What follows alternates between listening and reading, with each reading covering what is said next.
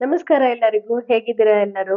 ಚಳಿಗಾಲದಲ್ಲಿ ಈ ಒಂದು ನವಜಾತ ಶಿಶುವನ್ನ ಹಿಡಿದು 2 ವರ್ಷದವರೆಗೂ ಹೇಗೆ ನೋಡ್ಕೊಳ್ಬೇಕು? ಹೇಗೆ ನಾವು ನೋಡ್ಕೊಂಡ್ರೆ ಅವರ ಒಂದು ಆರೋಗ್ಯದಲ್ಲಿ ಯಾವುದೇ ಒಂದು ವ್ಯತ್ಯಾಸ ಆಗೋದಿಲ್ಲ ಅನ್ನೋದಕ್ಕೆ ಕೆಲವು ಅಂಶಗಳನ್ನ ಈ ವಿಡಿಯೋ ಮೂಲಕ ಶೇರ್ ಮಾಡ್ಕೊಳ್ಬೇಕು ಅಂತ ಇದ್ದೀನಿ. ಈ ಒಂದು ಚಳಿಗಾಲದಲ್ಲಿ ಮಕ್ಕಳಿಗೆ ರೋಗನಿರೋಧಕ ಶಕ್ತಿನೂ ಸಹ ಕಡಿಮೆ ಇರುತ್ತೆ. ಆದ್ದರಿಂದ ಯಾವಾಗ್ಲೂ ಸಹ ಮಕ್ಕಳು ಯಾವ ಒಂದು ಪ್ರದೇಶದಲ್ಲಿ ವಾಸ ಮಾಡ್ತಿರ್ತಾರೋ ಅಂದ್ರೆ ಮನೆಯಲ್ಲಿ ಯಾವ ರೂಮಲ್ಲಿ ಇರ್ತಾರೋ ಆ ಒಂದು ಪ್ರದೇಶ ಬೆಚ್ಚಗಿರೋ ತರ ನಾವು ನೋಡ್ಕೊಳ್ಬೇಕಾಗತ್ತೆ. ಅತಿಯಾದ ಒಂದು ಗಾಳಿ ಬರದೇ ರೀತಿಯಲ್ಲಿ ನಾವು ತಡಿಬೇಕಾಗತ್ತೆ. ಸೊ ಈ ಒಂದು ಅಂಶವನ್ನ ನಾವು ಯಾವಾಗ್ಲೂನು ಸಹ ಗಮನದಲ್ಲಿಟ್ಕೊಂಡಿರ್ಬೇಕು. ಆಮೇಲೆ ಮಕ್ಕಳಿಗೆ ಹಾಕುವಂತಹ ಬಟ್ಟೆನೂ ಸಹ ಅವ್ರಿಗೆ ಬೆಚ್ಚಗೆ ಇಡೋ ತರ ಒಂದು ಬಟ್ಟೆಯನ್ನ ಹಾಕ್ಬೇಕಾಗತ್ತೆ.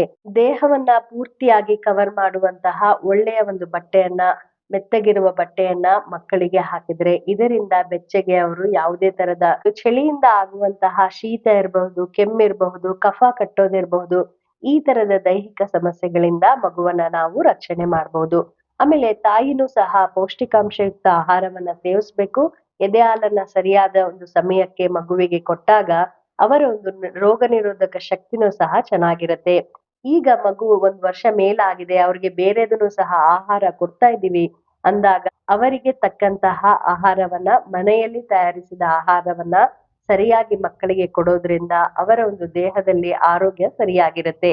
ಈ ಒಂದು ಚಳಿಗಾಲದಲ್ಲಿ ಬೇಗ ಮಕ್ಕಳು ಶೀತ, ಆಮೇಲೆ ಕೆಮ್ಮು, ಕಫ ಕಟ್ಟೋದಿರಬಹುದು, ಜ್ವರ ಬರೋದಿರಬಹುದು, ಈ ಎಲ್ಲಾ ಸಮಸ್ಯೆಗಳಿಗೆ ಬೇಗ ತುತ್ತಾಗ್ತಾರೆ. ನವಜಾತ ಶಿಶುವಿಂದ ಹಿಡ್ಬಿಟ್ಟು ಒಂದು 2 ವರ್ಷದವರೆಗೂ. ಸೊ ಈ ಒಂದು ಅವಧಿಯಲ್ಲಿ ತಾಯಂದ್ರು ಅವರಿಗೆ ಬೆಚ್ಚಗಿಟ್ಟು ಆಮೇಲೆ ಸರಿಯಾದ ಆಹಾರ ಕ್ರಮ ಮತ್ತು ಅವರು ವಾಸಿಸುವಂತಹ ಪ್ರದೇಶವನ್ನ ಬೆಚ್ಚಗಿರೋ ತರ ನೋಡ್ಕೊಂಡ್ರೆ ಇದರಿಂದ ಹಲವಾರು ದೈಹಿಕ ಸಮಸ್ಯೆಗಳನ್ನ ಬರದೇ ರೀತಿ ನಾವು ತಡಿಬಹುದು.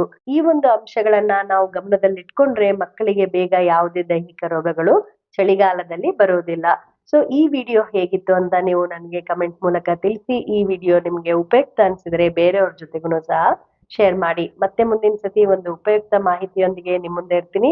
ಅಲ್ಲಿವರೆಗೂ ನಮಸ್ಕಾರಗಳು.